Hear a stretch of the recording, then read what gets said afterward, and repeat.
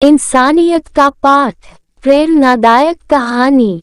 दादी माँ, मैं भी आपके साथ चलता हूँ सब्जी खरीदने। 10 साल के अनिल ने कहा। नहीं बेटा, बाहर कोरोना है। अब तो सब अनलॉक हो रहा है। देखो न, रास्ते पर भी कितनी भीड़ है। प्लीज मुझे ले चलो ना। कितने महीने हो गए मुझे आपके साथ बाजार गए। मैं मास्क लगाकर चलूंगा और घर आते ही साबुन से हाथ अच्छे से धोऊंगा। प्लीज। अनिल ने ये इतनी मासूमियत से कहा कि शिल्पा मना नहीं कर पाए और उसे गाड़ी में बैठा लिया। सब्जी मंडी के पास 4 व्हीलर पार्क करने की जगह न होने से उसे गाड़ी थोड़ी दूर ही पार्क करनी पड़ी।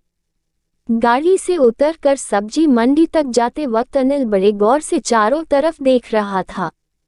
वास्तव में उसे सब्जी मंडी आए महीनों हो गए थे, इसलिए इन महीनों में आए बदलावों को वो महसूस कर रहा था। शिल्पा का संयुक्त परिवार था। पूरे 15 सदस्य थे, अतः उन्हें सब्जी ज्यादा लगती थी। हर तीसरे दिन शिल्पा सब्जी खरीदने आती और खूब सारी सब्जियां एक साथ खरीद कर ले जाती। वो कभी किसी बच्चे को तो कभी किसी बच्चे को साथ लेकर ही सब्जी खरीदने आती, ताकि बच्चों को सब्जी कैसी और कौन सी खरीदनी चाहिए पता चले और सब्जी मंडी में लोगों का व्यवहार देखकर वे कुछ सीख सके। लेकिन कोरोना के कारण कई महीनों से वो अकेली ही आ रही थी। जब शिल्पा बैंगन खरीदने लगी तो अनिल ने पूछा, दादी माँ, बैंगन कैसे खरीदना चाहिए यह आपने बताया तो था, लेकिन मैं भूल गया हूँ। बताएं न। बैंगन हमेशा कम वजन वाला लेना चाहिए क्योंकि इनमें बीज कम होते हैं। बैंगन का डंठल हमेशा हरा हो। बैंगन जितना ताज़ा होगा उतना ही उसका डंठल हरा होगा। छेद वाला बैंगन नहीं लेना चाहिए क्योंकि उसमें कीड़ा हो सकता है। बैंगनी रंग के बैंगन सेहत के दृष्टिकोण से सबसे बेहतर होते हैं क्योंकि बैंगनी रंग सूर्य प्रकाश को ज्यादा अवशोषित करता है। जब शिल्पा आलू खरीदने लगी तो वो खुद ही अनिल को बताने लगी कि आलू हमेशा सख्त ही खरीदना चाहिए, हरे आलू नहीं खरीदने चाहिए, ये सेहत के लिए नुकसानदायक होते हैं। अंकुरित आलू कभी नहीं खरीदना चाहिए क्योंकि अंकुरित आलू में ग्लाइकोअल्कोलाइड्स होते हैं, इससे डायरिया और सर दर्द हो सकता है। शिल्पा ये सब बता ही रही थी कि अनिल का ध्यान सब्जी वाले के बेटे पिंटू की ओर गया, जो उसकी हम उम्र का था। अनिल ने उससे पूछा, तुम कौन सी स्कूल में पढ़ते हो? सवाल सुनकर पिंटू उदास होते हुए बोला, मैं पिछले साल तक स्कूल जाया करता था, लेकिन कोरोना के कारण पापा की नौकरी चली गई। अब पापा के पास इतने पैसे नहीं रहे कि वो स्कूल की फीस भर सके। किसी तरह स्कूल फीस का इंतजाम कर भी लेते तो ऑनलाइन पढ़ाई के लिए स्मार्टफोन नहीं ले पाते। स्मार्टफोन के बिना मैं पढ़ाई कैसे करता, इसलिए स्कूल फीस के पैसे भी बचा लिए। इसलिए अब मैं स्कूल नहीं जाता, पापा के साथ सब्जी मंडी में आ जाता हूँ। यहाँ पर मैं पापा की मदद कर देता हूँ। इतने में सब्जी वाले की आवाज आई, पिंटू, अंकल का थैला उनकी गाड़ी में रख दे। पिंटू बातचीत अधूरी छोड़ दौड़कर सब्जी का थैला अंकल की गाड़ी में रख कर आया। उन्होंने पिंटू को 10 रुपए दिए। 10 रुपए देखकर पिंटू के चेहरे पर ऐसी मुस्कान आई जैसे उसे बहुत सारे रुपए मिल गए हो। सचमुच खुद के कमाई की खुशी क्या होती है, ये उस बच्चे के चेहरे को देखकर अनिल को समझ में आ रहा था।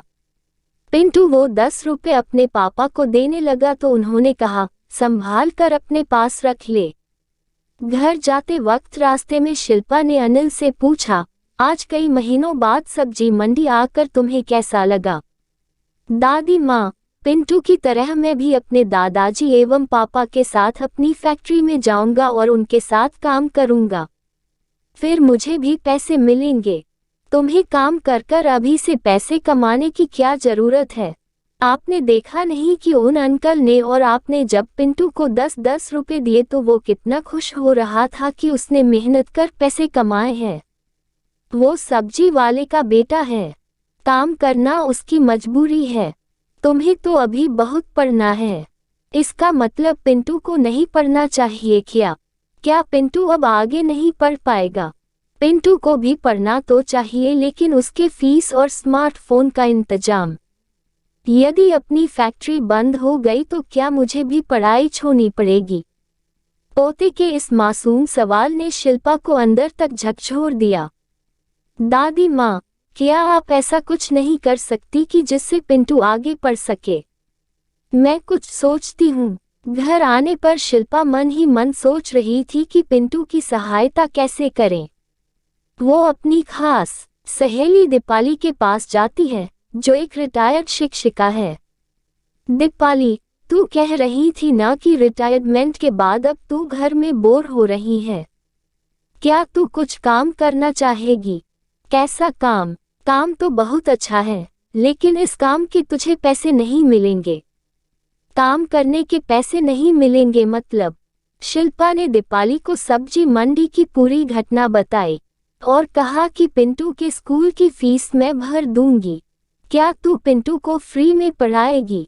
मैं सिर्फ पिंटू को ही नहीं तो उसके जैसे और बच्चों को भी पढ़ा दूंगी जो ऑनलाइन क्लासेस के लिए स्मार्टफोन नहीं खरीद पा रहे हैं। दीपाली, तूने मेरी, अनिल की और पिंटू जैसे बच्चों की कितनी बड़ी समस्या हल कर दी। बहुत बहुत धन्यवाद। इसमें धन्यवाद की कोई बात नहीं है। असल में इससे मेरा भी फायदा ही होगा। बच्चों को फ्री में पढ़ाऊंगी तो इससे उनके चेहरे की खुशी देखकर, उनके उज्जवल भविष्य का सोचकर और मैं कुछ अच्छा काम कर रही हूँ इस सोच के कारण मुझे बहुत मानसिक शांति मिलेगी। घर आकर शिल्पा ने अनिल को बताया कि अब सिर्फ पिंटू ही नहीं तो उसके दोस्त भी दीपाली आंटी के पास फ्री में पढ़ेंगे, तो वो बहुत खुश हो गया।